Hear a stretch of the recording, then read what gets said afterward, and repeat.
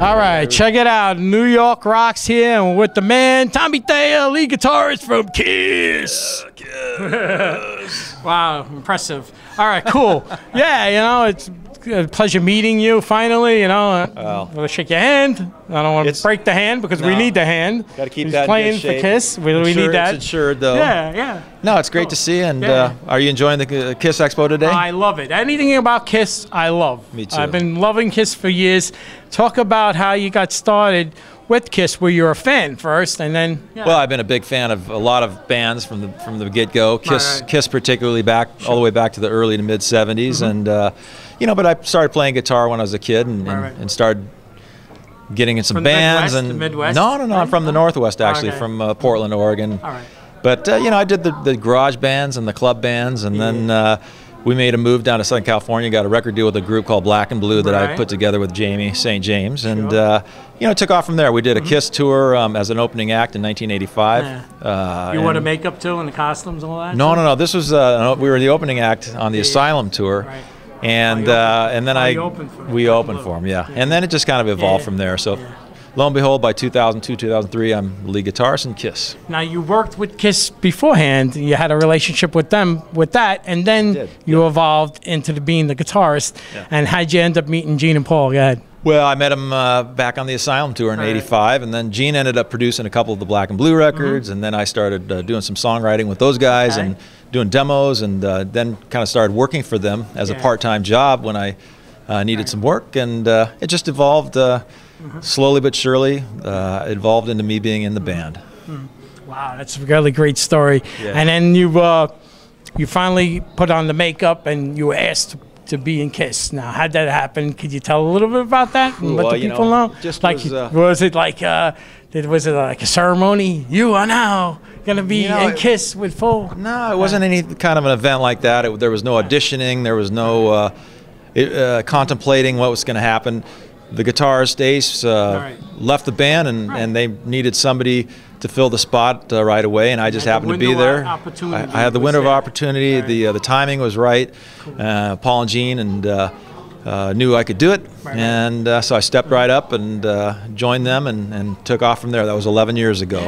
And now you're singing and writing songs. You're very multitask, and you got the Epiphone guitar and everything. Yeah, we got all kinds of cool stuff going on. The guitar, Epiphone signature guitar that I have now, and but I've writing and singing some tunes now. Out of This World we did on the tour this year. Very impressed. I love your guitar playing. You really come a long way. I was like, wow, this guy's got it going on, man. I just keep practicing. Yeah. Oh, well, I want to thank you very much for taking your time out, for talking to me, and you rock, buddy. Oh, well, you guys rock harder than anybody else, and it's just a pleasure for me to be here, and I'm having a great time seeing all the great Kiss fans out and so supportive. We're a big family. Yeah, let's hear it, everybody. Yeah. You rock. I want to thank you again, and who rocks better than us, man? Nobody, baby. We rock the best, right? We do. We rock like no others. Kiss fans rock the best. Yeah, there's no question about it. That's it. All right. Thank you very much. Thank you very much. Peace out, everybody. This one's for our special guest of honor, Mr. Thayer himself. Woo! 1, 2, ready, go.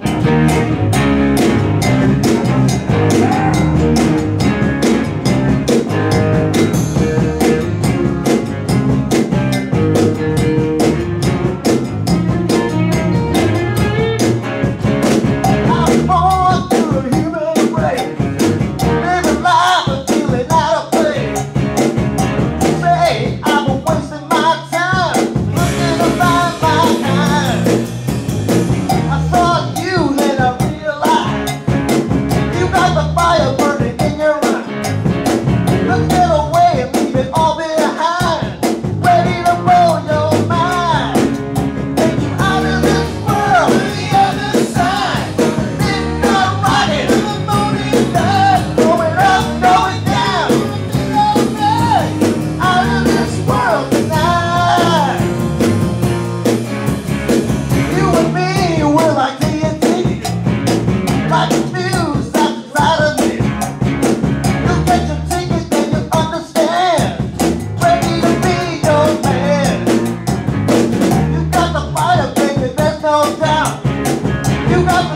got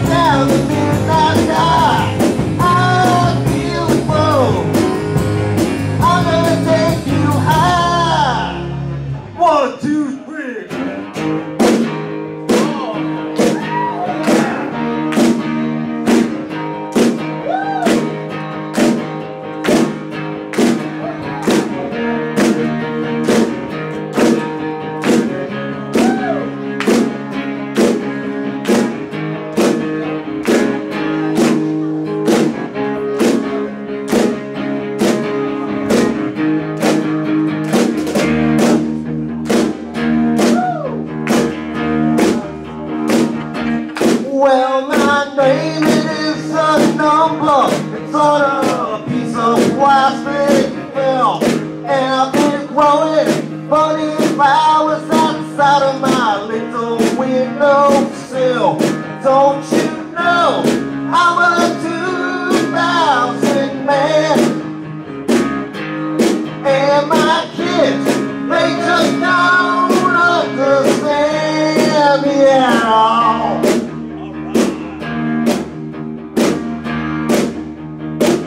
You know my wife still respects me, even though I really misuse her. I am having an affair with a random computer. Don't you know I'm a 2000 man, and my kids, they just don't understand me at all. Oh, daddy, you're proud of your planet. Oh, mommy, you're proud of your son. Oh, daddy, you're proud of your planet. Oh, mommy, proud of your son. Oh, daddy, the boy's still flashing like when you were young. Oh, I think they come down flashing, saying all the things he's on, things that I having a farm.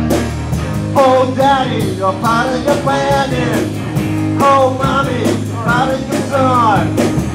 Oh, daddy, proud of your planet. Oh, mommy, proud of your son.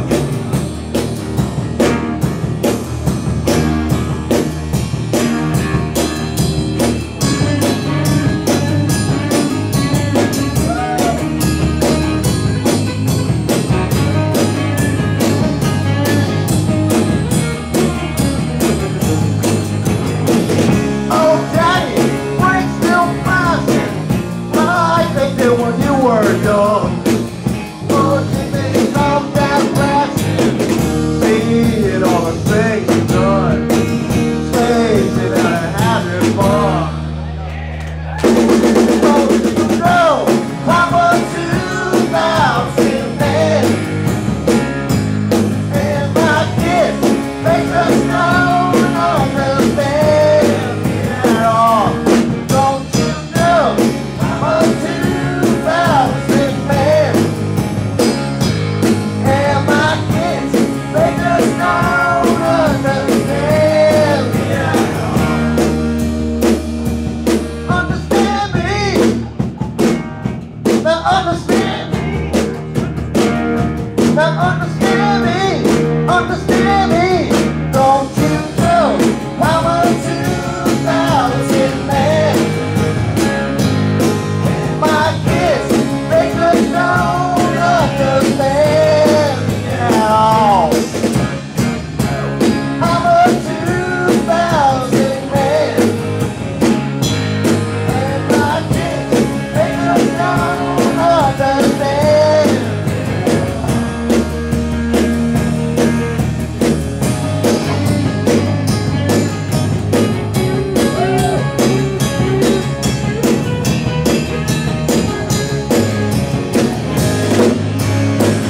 I'm a 2000 man. I'm a 2000 man. I'm a 2000 man. I'm a 2000 man. I'm a 2000 man. Yeah. 2000 Kiss Expo. You better believe it. Okay, how you doing, everybody? This is Phil from New York Rocks, and we're down here at the New Jersey Kiss Expo. We had a great expo, but this is one of the highlights of the whole evening, is actually getting to speak with Lydia Chris from Peter Chris, right? New York City. Oh, Peter Chris's ex-wife, right, yeah. Mm-hmm. Yep. Okay. All right, so tell everybody you're from New York City, and tell them about how you got to meet Peter and how you met the rest of the band, meaning Gene and Paul, and then Ace. Tell a little story about that. Okay.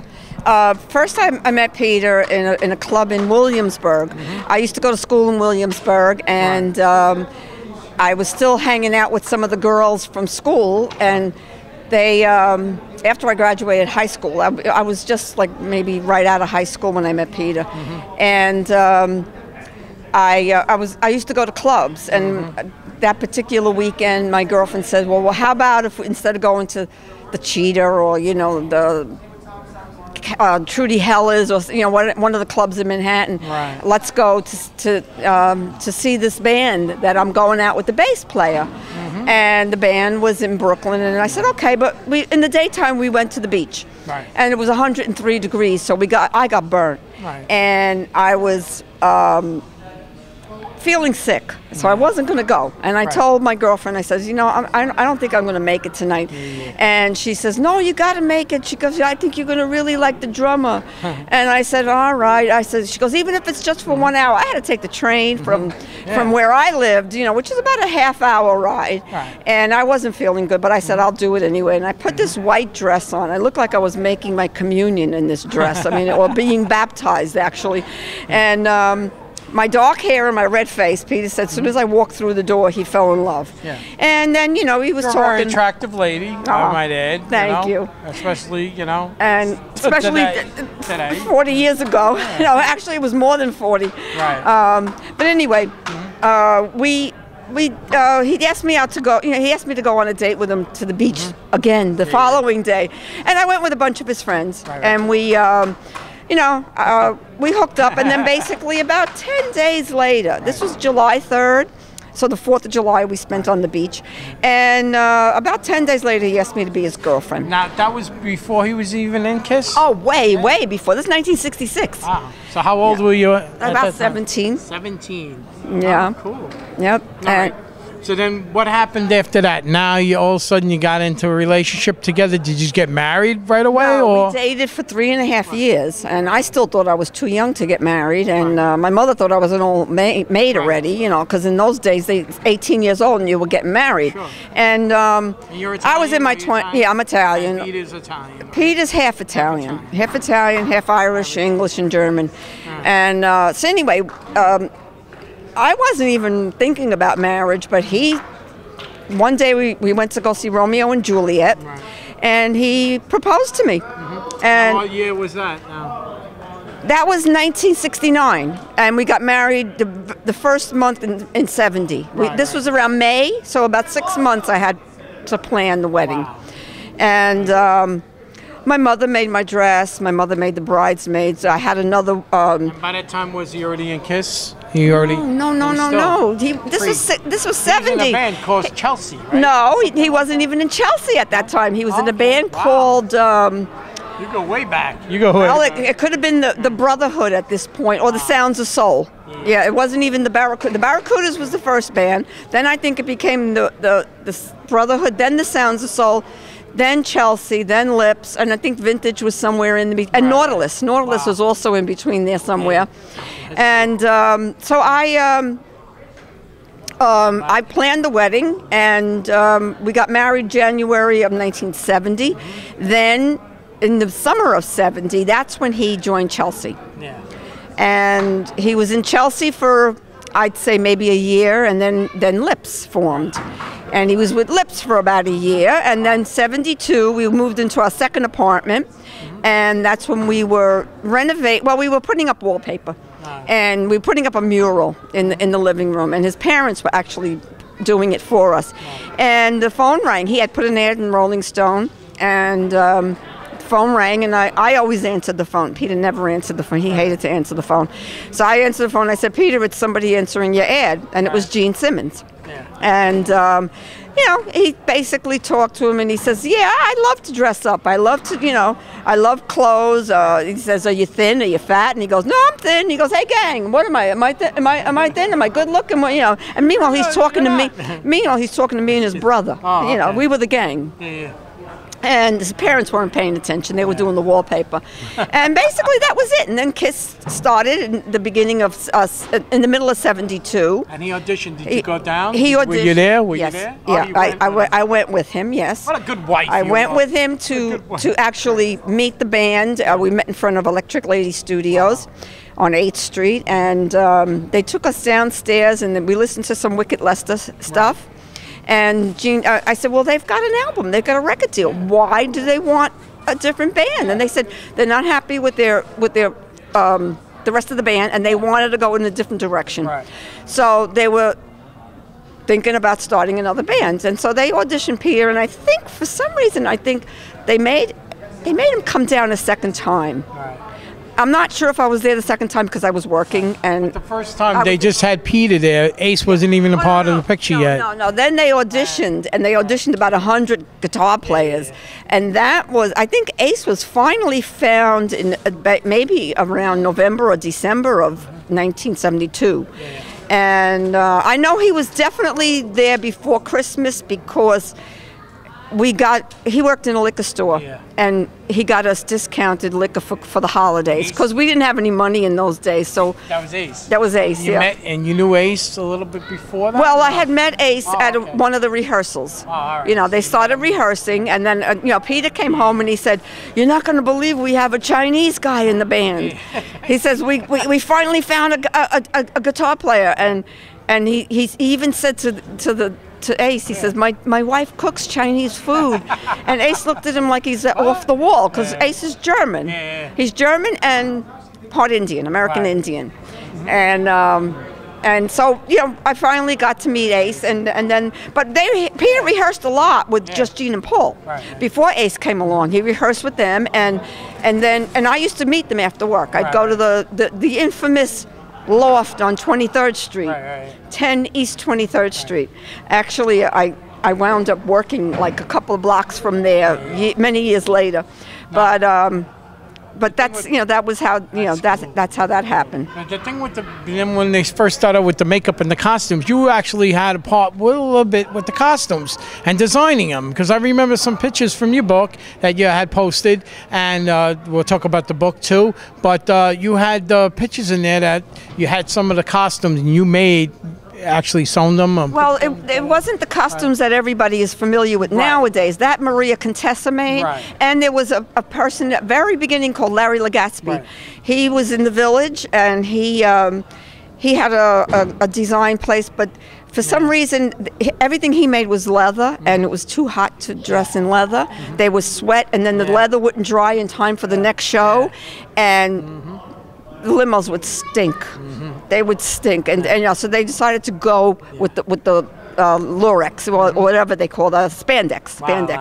All right, so now I did make some of the clothes, but I made the simplest stuff. The simplest stuff, like instrumental the Kiss in the beginning. The Kiss T-shirts, and I made some of Peter's hot pants, and my mother made his jackets, and I think I made a Kiss T-shirt for Gene. And now you were with Peter for a long time. When Kiss started to get famous, you were still married to him and with him, and you kind of lived that life with them. You went to the concerts, right? You fly a lot of places with them, and then you got friends with Jeanette Freely. You guys kind of, got a little close and stuff like that. Talk about that. Go ahead. Yeah, no, I was working up until the end of 1975, so I was still paying the bills.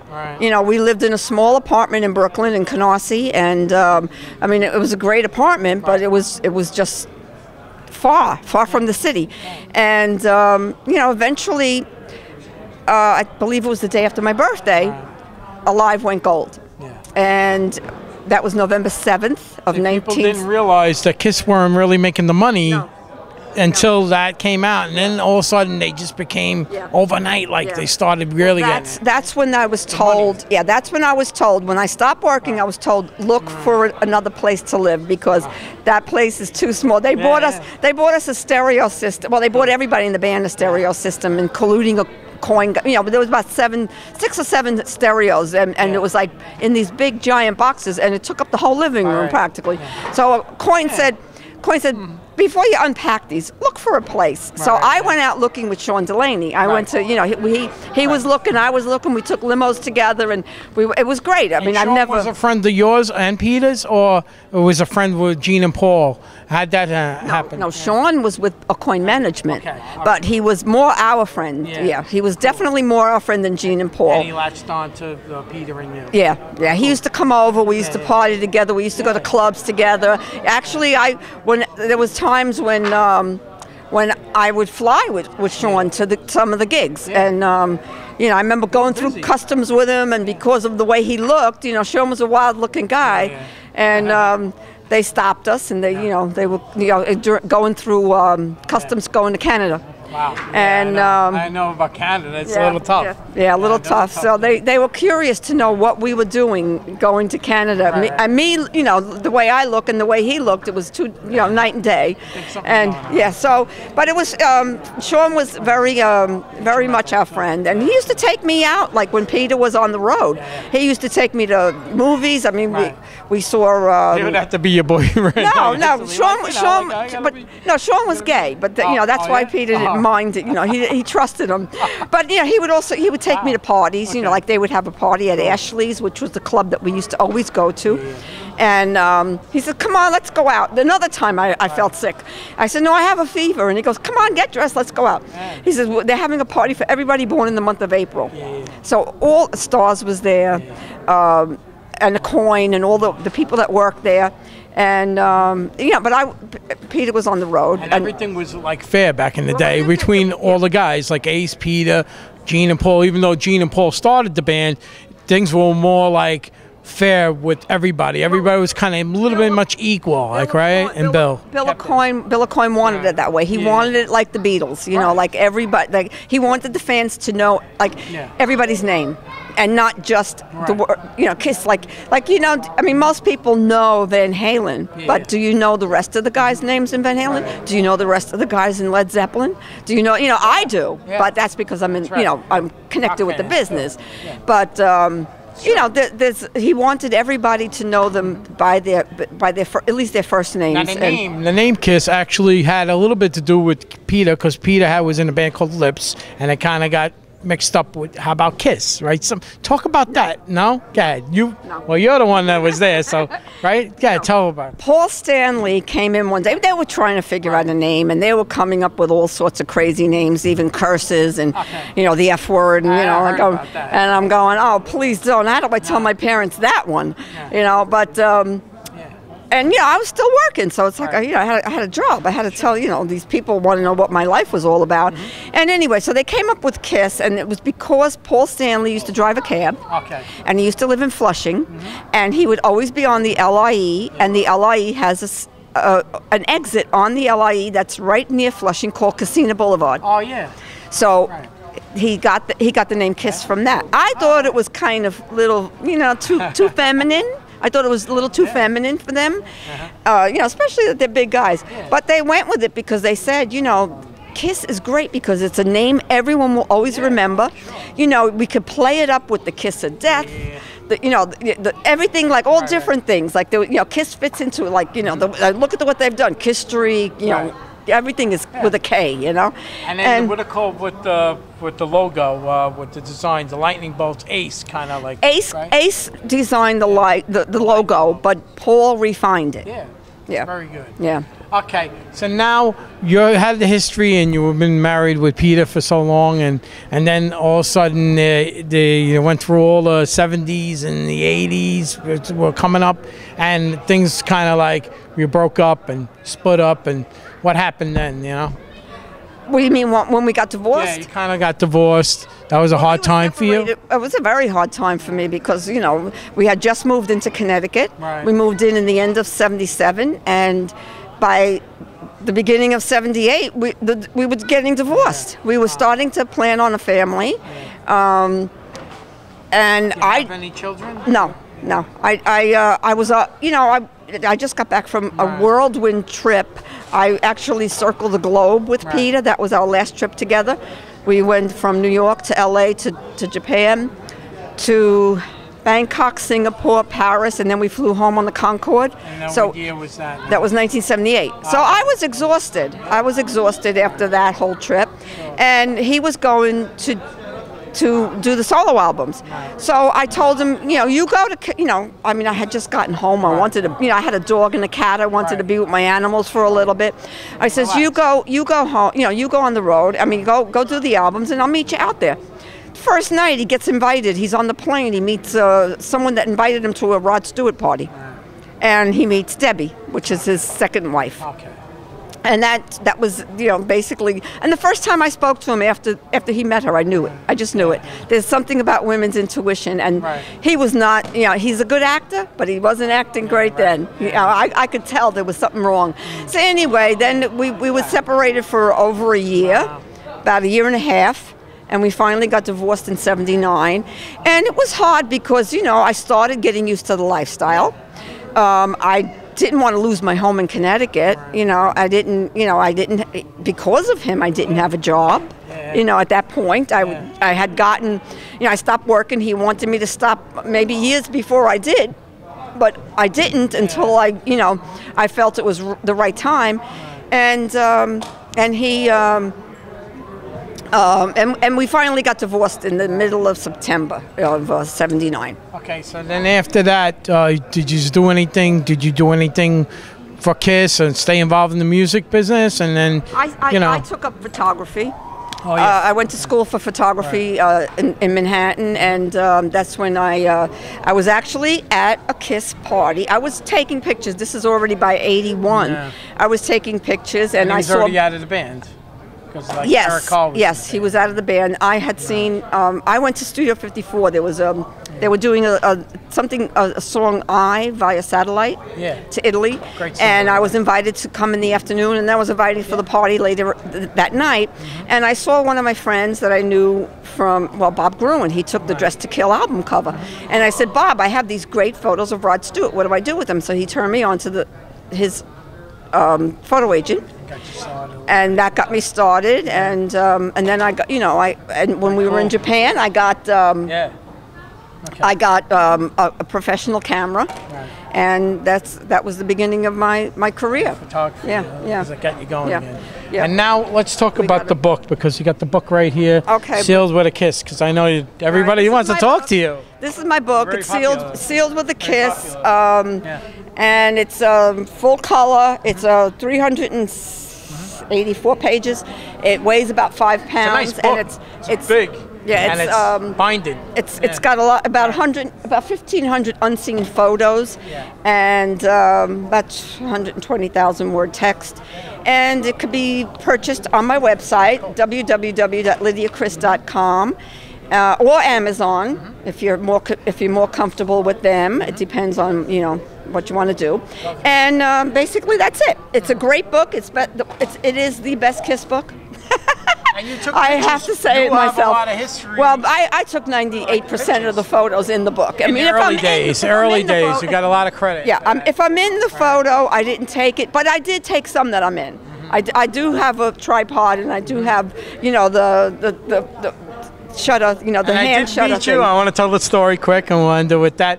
I met you at MTV Unplugged when they came back together, and you were in the back. You were outside, and you were talking with me, and I was talking to you. I didn't know who you were, and I was like, "Oh, who's this lady?" I was like, "A cute lady, a very pretty lady," and I was like, "Oh, that's, well, And then you told me at the end, "Oh yeah, I was married to Peter Criss." I was like, "Look at this! I'm talking to Peter Criss's wife." But I just wanted to throw that out there. Just thank you very much. It's been a pleasure meeting you and talking to you. And you're always a great person, a friend of mine on Facebook. You can find you. So if you want to be friends with Lydia, you can hit her up on Facebook. I do have 5,000 friends, so you might have to wait a little while for some of them to, that's the maximum on Facebook, so I might have to start a second page. I'm not sure. Thank you very much. You're welcome. Pleasure's all mine. All right. Well, you're watching New York Rocks. Yes. Who rocks better than us? Who?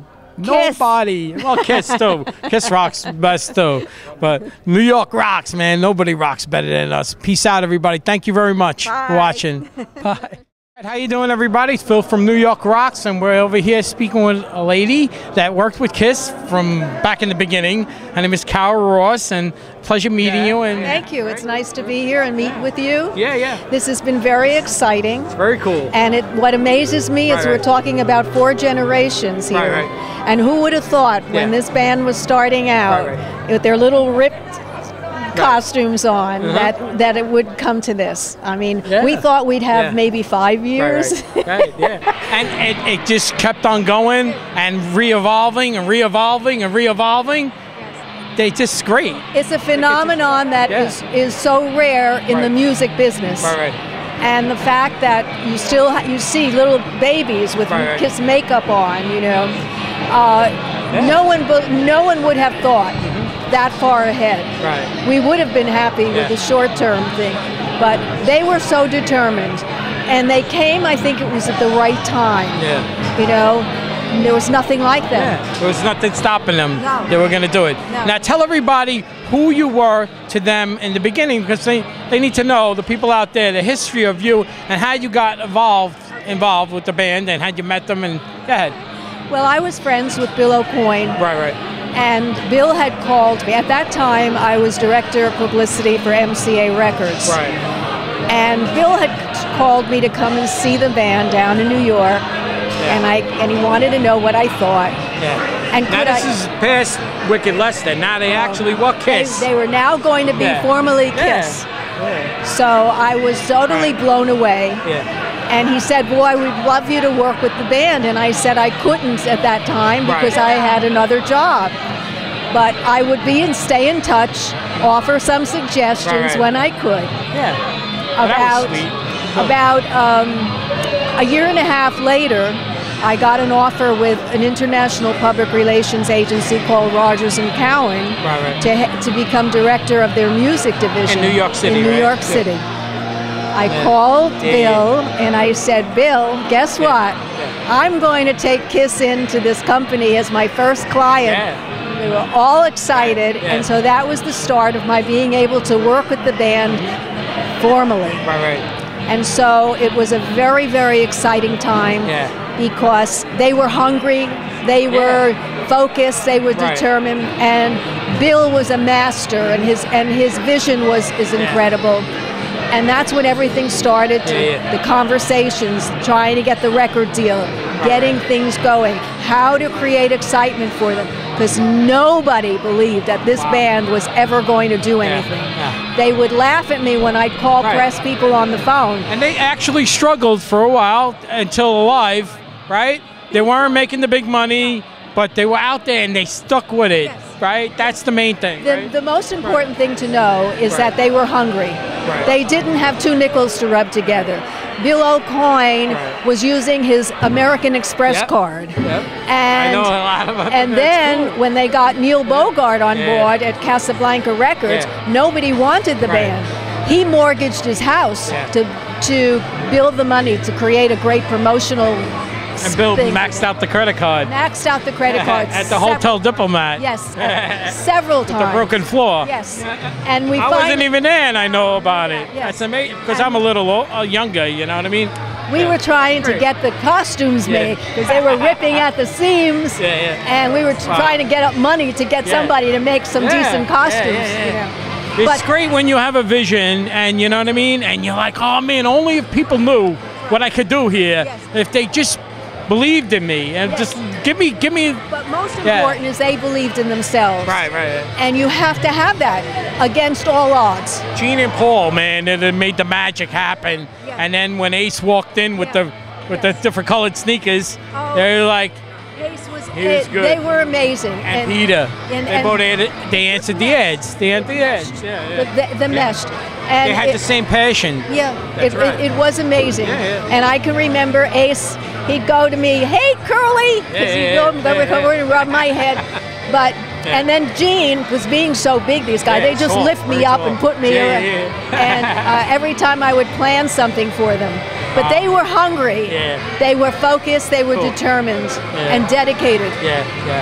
That's what it's all about. The timing, everything was coinciding, everything was, you know, and then you had all those things that you did, all those publicity stunts that you talked about before on stage, the Michigan thing, and all these little photo opportunities with the blood and the magazine. Right. The most important thing in the philosophy of is in public relations is if you can't get them in the front door, you come in the back door. And so if we couldn't get the press to formally up front talk to them, I figured we could do it by creating events that they could not dismiss. Wow. And that's what we did. All right, so what's your relationship now? You any relationship with the band still? And talk about that, guys. Yes. I've stayed in touch over the years. Right. And I was with Paul and Jean just 2 weeks ago. Right. And at the signing, the book signing? Yes, at the book signing. What, New York, and we spent the whole day together. Right. And it's wonderful. We're reliving that. Yeah. And it's like you can be separated for a while, but the coming back together is like it never happens. I love them. They're like family to me. I feel like Gene is like my uncle, but the good uncle, you know what I mean?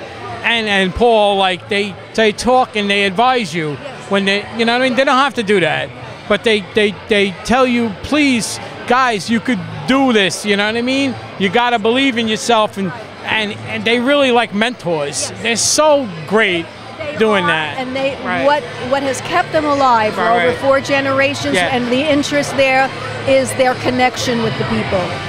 The connection with their fans. And they know, and the most important thing is they remember when. As many artists don't remember when. I remember them for so long a time. I followed them everywhere. I was at Eric Carr's first show at the Palladium. I seen him in '77, you know, and I flew everywhere to follow them, and I wanted to be them. I said, these guys, I would love to just have their life and be them. And I was like, you know what? But just being a fan of theirs and being around them and just all the different events and things that they did, being a part of that history, what they call it history, is amazing, and I've experienced that, so I'm very glad for that. The whole idea of having them all this time, 4 generations, and it continues. Cool. All right, so what are you doing with yourself now? Are you working? Were you still working? Yes, I manage Tommy James and the Shondells. Oh yeah, I love him. And his autobiography, Legend, right? His autobiography, Me, the Mob, and the Music, is now going to become a film. We're in development for a film now. Wow! And you still live in New York? I live in Montclair, New Jersey now. Montclair, New Jersey, it's close. Very lovely area. Yes, I've it is. been there. Yeah. So I'm very busy with that, and continue to do. I love what I do. Very youthful too. Thank you. Very youthful. You got the shirt on. Look at that. That's the first shirt with the first makeup design. Yes, I remember this well. Yeah, but remember that I was just a mere child myself. So you still are young. You're young at heart. Yes. That's what it is. Look at me. You know, I'm getting up there, but you know what I mean. I still feel I still feel like a kid. Rock and roll keeps you young. That's it. And now I'm growing a hair, so it's like, hey, rock and roll. I still got that hair. Very cool. Very cool. Very cool. Yeah. I want to thank you very much. But tell everybody how they can find out if they want to find out and follow you. You're on Facebook, or they can find out what's going on with you. And my email address is crd9138@aol.com. Right. I love to hear from people. Carol Ross, ROSS. There you go. Yeah. Okay. Oh, pleasure speaking with you. Thank you very much for making Kiss happen. Oh. Lady made it happen. Thank you, man. Love it. Cool. All right, you're watching New York Rocks. We're going to speak to some other people that are down here. I'm glad I came, man, to meet you. It's amazing. We're going to hear your story. Thank you. How you doing, everybody? It's Phil from New York Rocks. We're rocking down here, of course, at the Kiss Expo in New Jersey. And we're here with a beautiful lady. Her name is Lynn Christopher, and she has a lot of history with Kiss because she was around when Kiss first started out. And you're a singer-songwriter, correct? Talk a little about yourself, where you're from, and how did it get started, and how did you get to meet Gene and Paul, and everything about your story, because you're like one of the first fans. Hi, everybody. Just wanted to say I'm from Brooklyn, Canarsie, you know, where Ralph Cramden rode the bus. And I first met Kiss. I met Paul and Gene at Electric Lady. Ron Johnson brought me into You were friends with Ron Johnson. Now tell everybody who's Ron Johnson, because people that don't know. Ron Johnson, it was an engineer at Electric Lady Studios. And then he became their producer at Electric Lady Studios. From the beginning, from the first album. From the first album.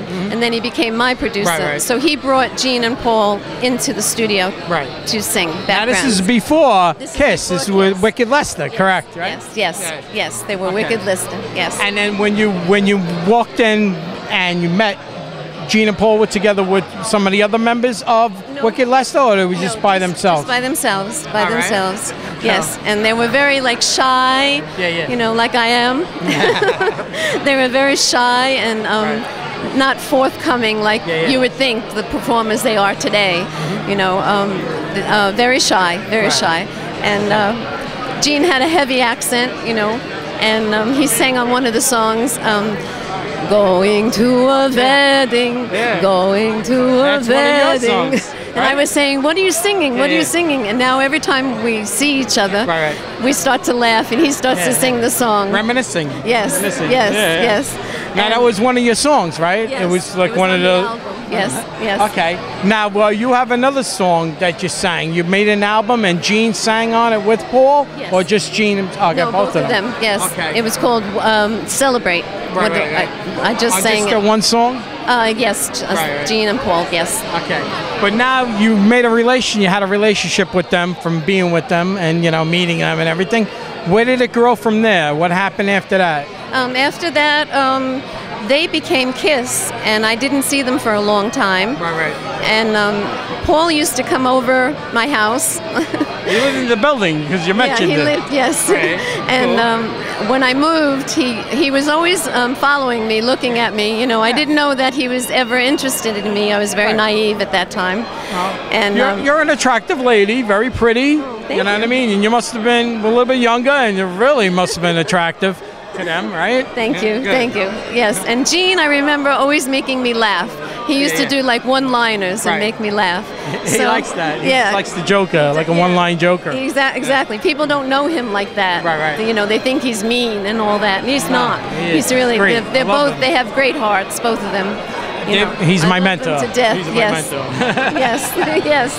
And now they're superstars. They're more than superstars. They're entertainers. They're the music. People want to see them. They don't just want to hear them. They want to see them. They're legends. Yes. You know that. And that legends, exactly. Rock legends. Exactly. And they'll always be in everybody's mind, I'm sure. Now, you got reacquainted with them when they came back with the reunion tour, and you met them a little bit, talk a little bit about that. And then recently, now you were down at the book signing. Yes. I was in Staten Island, because I'm from Staten Island, and you were at that. So talk about the reunion a little bit, and the book signing, and then a little bit about yourself. Go ahead. Okay. I met them about 15 years ago.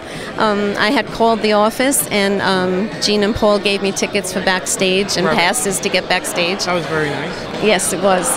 And when I met Paul, he kissed me, you know. And then when Gene came out of the dressing room, he was singing "Celebrate, Celebrate." So we sang it together, and no one knew what was going on, all the fans and everything, but we knew. So that was important. And then I met them again at Staten Island at the bookstore at Barnes & Noble. And you're still from the area, right? Yep. You live in Brooklyn still? Well, no, actually, I'm up in Suffern, New York now, and which is really lovely. But I love Brooklyn. I still want to walk around up here. That's your roots. Exactly.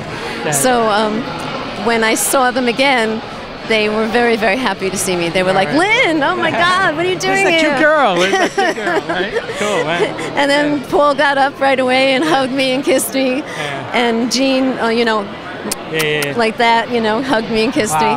And they were just really delighted to see me. And very cool. You know, I just, you know, I'm flabbergasted by what they've done. Now your music career, now you're still singing? Yes. You have a band that you're putting together? Yes, I am. Talk a little about that. Yes, I'm singing now. I wrote a song with James Natal. It's called Magic and Illusion, and When We're Together. So hopefully we'll be getting that out pretty soon. I'm talking to Universal now, and we'll see what goes on. Hopefully they'll re-release the 40th album for the 40th year's Lynn Christopher album. You're gonna go out and play live, because I heard you playing up there. Yes. You sang the song "Celebrate," right? Yes, that's what I want to do. Really good, and you're gonna go out and tour it. Yes, that's what I have plans for. So hopefully that happens. You know, it's a long time coming, but maybe it'll happen. Well, it's a pleasure speaking with you and getting the history, because you were back when? Thank you. When you started, right? Yes. And I want to tell everybody how they can find out more about what's going on with you. tell everybody out there, you know, if they want to be a fan, you know, they can check your stuff out. You can go to lynnchrisrc@aol.com, and you can write me, or you can go on Facebook to Lynn Christopher, and just tell me how you feel. Now it's follow. It used to be friend, but now it's like, it's got out of control, right? Now it's pretty cool. Well, thank you very much. You're watching New York Rocks. Who rocks better than us? Who rocks better than us? Nobody. Nobody. You're from Brooklyn. Yeah, you know Brooklyn, that, right? baby. Yay. Brooklyn rocks. There you go. Cool. Hey, check it out, everybody. It's Phil from New York Rocks, and we're rocking down here at the New Jersey Kiss Expo and New York Kiss Expo. And we're here with David, and David has a clothing line. Let's talk to David. Now, David, tell everybody a little about yourself, where you're from, and how'd you get started with the clothing line? I'm from Toronto, Canada. We're a Canadian company. It's UD Replicas.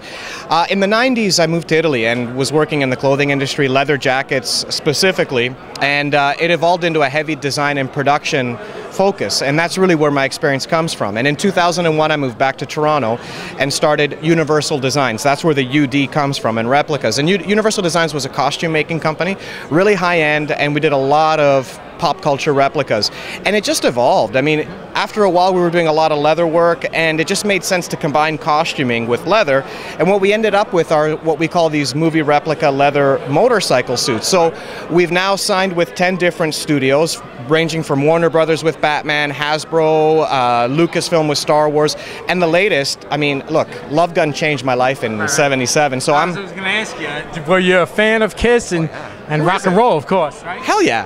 I mean, again, I was just a kid in '77, but it changed my life. So, look, business is business. We're doing Kiss jackets now and all that, but I'd be lying to you if I said there wasn't a little kid inside of me jumping up and down that we signed with Kiss. I got interested in Kiss pretty much was in 1977. That was the first time I seen them in concert. You know, I was a teenager, just like probably the same age as you. That's all it took, man. I mean, who doesn't like Kiss? I mean, it strikes an emotional chord with all of us, right? So now what we're doing is inspired clothing with the Kiss logos, brands, the makeup. We're doing Kiss tattoo designs on jackets. And the one thing that we're really known for are the replicas. So right now we're working on Gene's monster costume made out of form-molded leather. And it looks like his suit walking off the stage as is, but it's made out of leather and it's a jacket. So once we're done that, we're going to be working on the Destroyer version of the armor and so on, and we got stuff for Paul. We're doing the Catman, we're doing Spaceman, we're doing everybody, and a lot of, you know, even branded merchandise that just have like the Kiss Army logo on it. You know what I mean? Like things that every guy can wear and pimp out and say, look, man, I dig Kiss. Hey, when we were in high school, we wore the jackets and shirts, and we always had the, you know, the logo on the back. We either took it off a shirt and sewed it on the back. I did the same thing. It and whatever. I did the same thing. I took it off shirts and sewed it onto my jean jackets. I mean, come on, you know. Well, I actually knew some girl who painted, so I had some painting done sometimes. I had vests done. Same thing. I used to paint on my jackets too, actually, come to think of it. Wow, that brings me back. So, I mean, look, man, we all dig Kiss, particularly in this environment. Let's face it, but they're worldwide. Everybody knows who they are. Everybody loves their music, loves the image. So it made sense for me from a business standpoint to make this move and sign with Live Nation. But dude, inside of me, I'm telling you, this is the coolest thing we've ever done. I can't wait to show the rest of the stuff we've got. I love the jackets. This is like a suede with the leather. Actually, this is a denim vest with, it's a jacket that it's got removable leather sleeves, so you can wear it as a vest or you can wear it as a jacket. But I mean, we use quality materials. This is not cheap stuff. Nothing wrong with that, but we're positioning ourselves more on the high end. How about for the ladies? Do you have a wear for the ladies, like little jackets? Oh yeah. That would be cool, because a lot of girls, they want that glitter. You know Definitely coming. And the women's stuff, we're making some that are subtle and cute, but others that are going to be heavily with, you know, heavy with like chrome studs and things like that, really aggressive, like almost like the Lady Gaga look, but Kiss. You know what I mean? So we got the ladies. Don't you worry, we got them. That's very cool, man. They really got a lot of passion for it, because us Kiss fans, we do have a lot of passion for what we do. We really love what we do. You know, it's great. It's a pleasure speaking with you. Likewise, man. Really cool, man. Thank you. You know? Thank you so much. The website is tell everybody, www.udreplicas.com. You can check everything out there. We got a lot of products, but our baby right now is Kiss, and that's what we're really focusing all of our energy on. That's the name. Kiss. Thanks so much, dude. All right, man. You rock. You too, have a great evening. Thank you. All right, man. You're watching New York Rocks. Let's go check it out. Talk to some other people. Peace out. Hey, check it out. We're at the Kiss Expo, and look what we have here. Eric Carr. Hey, man, how you doing? Doing good, doing good. Tell everybody your name, and you're here as Eric Carr, and a little bit about history of the Eric Carr obsession you got there. Obsession? Yeah. It's more like a disease, but yeah. I'm Eric. Toto Rocks Car can be found on Facebook. Right. Our website is etrcthefox.com, and pretty much about 6 years ago, we were walking around an expo just like this. Right. And some different people were working ericcar.com at the time. Wow. And they noticed me, which was great.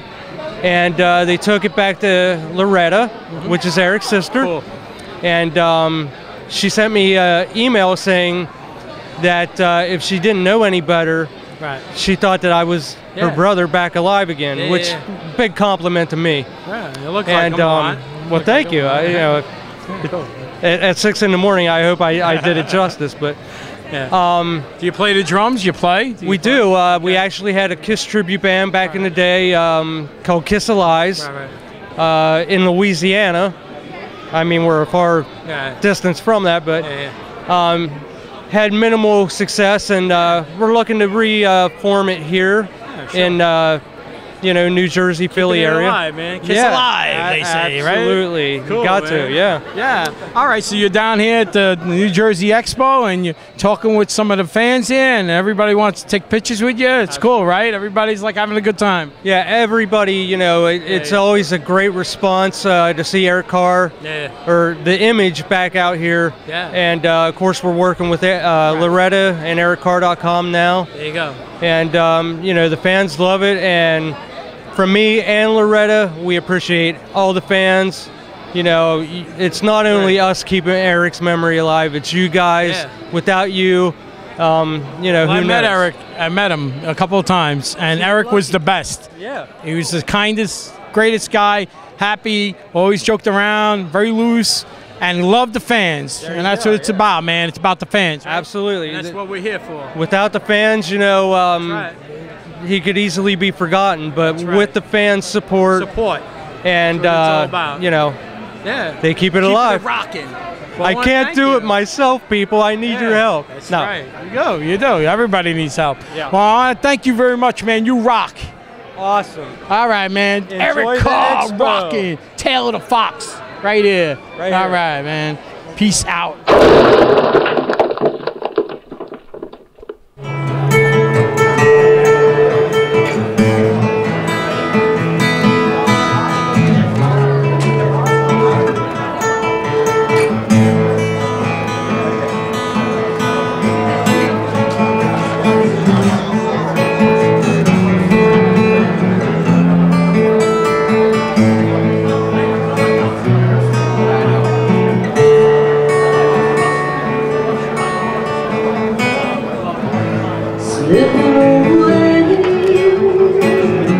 Sitting on a pillow, waiting for night to come. Girl in a dream, sitting on a pillow. This is the night to put the celebrity for.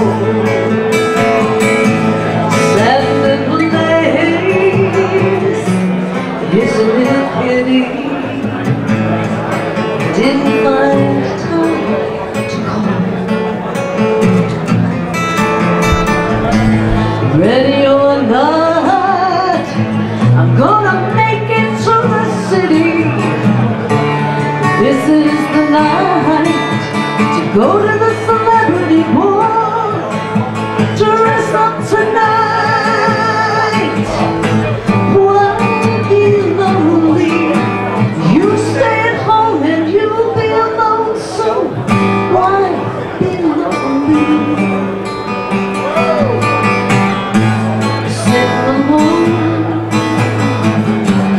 Sitting on a pillow, waiting to climb the walls.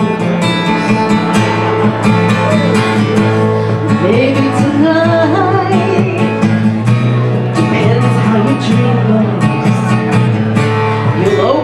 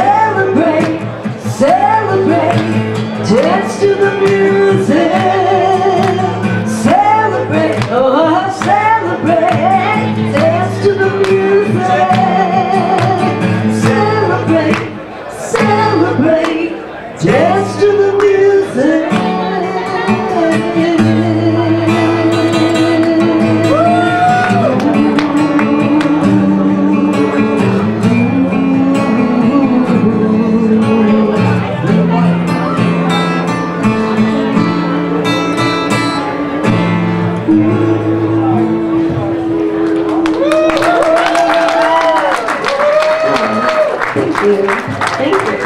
right, check it out. We're over here with Tim, and Tim does custom guitars. Move back a little over here. Let's talk about the guitars that you have here and where you're from and how'd you get started with it. My name is Jim Cara from Cara Guitars in Delaware. Right now I'm working exclusively for Gene Simmons Axe Company. That's gsaxe.com. And we developed a line of like chrome bases, chrome axes, and then customized stuff like these wood-shaped guitars, special interest guitars such as these Ken Kelly instruments, and there's a package we have on gsaxe.com ran by my sidekick here, my best man in the world, Paul Halen. You can get a dog with him. Yeah, you got a dog, but he's a lovely man. Where we not only sell these basses, but you get a chance to meet Gene. Gene plays them on stage. You get to pick up the bass right after the show, right after it's been played. You get a video of it being used, and you own a piece of Kiss history. And now, how long have you been doing that? And what's going to happen next now? What are you going to be doing? I've been making guitars since I was 7, really. I mean, that's been my only job. It's the only way I paid all my bills since I was 7 years old, is by making instruments. And luckily, you know, he found out some stuff I was doing and got me hooked up with a great there's no better guy to make instruments for than Gene Simmons. And you think of who uses custom guitars, and it's like Gene Simmons, and then I don't know, you know, it's that other guy. Now, interesting guitar you have here, the one with the axe. Is that the one that you designed with the axe? This one here. These particular axes that are like the Executioner style axes. Yeah, that was my design that came up with that. And this one not only has the axe, it has a complete display built for it also. It has the blood-filled butcher block, you know, which is kind of like that's going to go in. Very impressed with that, Gene, when you designed that and you showed that to him, right? It takes a lot to impress him, you know what I mean? He doesn't really say much, but when he says stuff, it's, you know, people say you must talk to Gene every day. He must be a real cool guy. I'm like, dude, that's not it. I mean, I don't want to hear from him. That means something's bad. If it's something seem like he's so excited, because then it'll be like, you know, the good day is when he tells you something's really good, then you know it's awesome. You know? But that's the best thing about it. All right, so the people out there who want to check out some of your work, tell everybody. Go to gsaxe.com. That's for all the Gene Simmons stuff, or you can go to caraguitars.com. That's Jim Cara, C-A-R-A, guitars.com. You'll see a bunch of the stuff we're doing. I'm getting a call here from my boss. There you go. The boss man calls. All right, you're watching New York Rocks. Right here. Who rocks better than us? He rocks. He's back in the New York Rock is what he is. Nobody rocks like us. We rock the best. Thank you. Peace out.